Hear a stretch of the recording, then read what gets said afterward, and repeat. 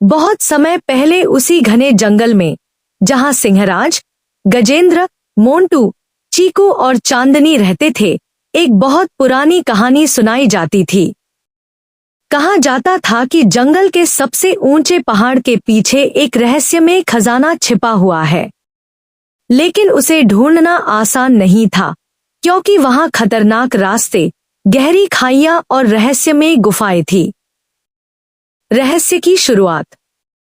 एक दिन चीकू खरगोश को नदी के किनारे एक पुराना नक्शा मिला। नक्शे में पहाड़, गुफा और एक चमकता हुआ खजाना बना हुआ था। चीकू उत्साहित होकर बोला, दोस्तों, शायद यह वही खजाने का नक्शा है।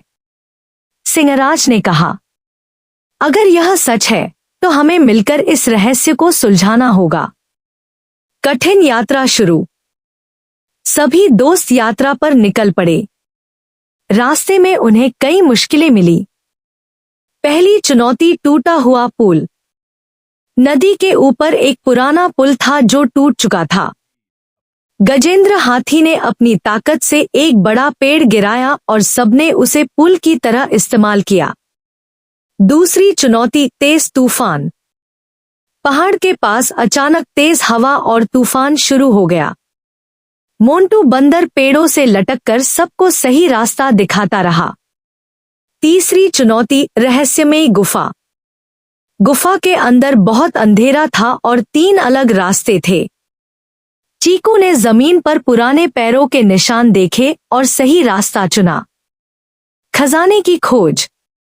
आखिरकार वे एक बड़े कक्ष में पहुंचे।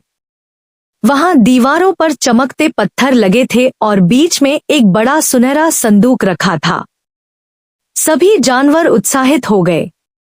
जब संदूक खोला गया तो उसमें सोना या हीरे नहीं, बल्कि एक चमकता हुआ पत्थर और एक पुरानी लिखावट थी। उस पर लिखा था, जंगल का असली खजाना सोना नहीं, बल्कि दोस्ती, साहस और एकता है। सिंहराज मुस्कुराए और बोले, हमने सच में सबसे बड़ा खजाना पा लिया है। सभी दोस्त खुशी से हंसने लगे।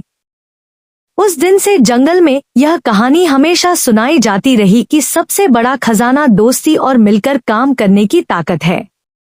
सीख। असली खजाना धन नहीं, बल्कि अच्छे दोस्त और हिम्मत होती है।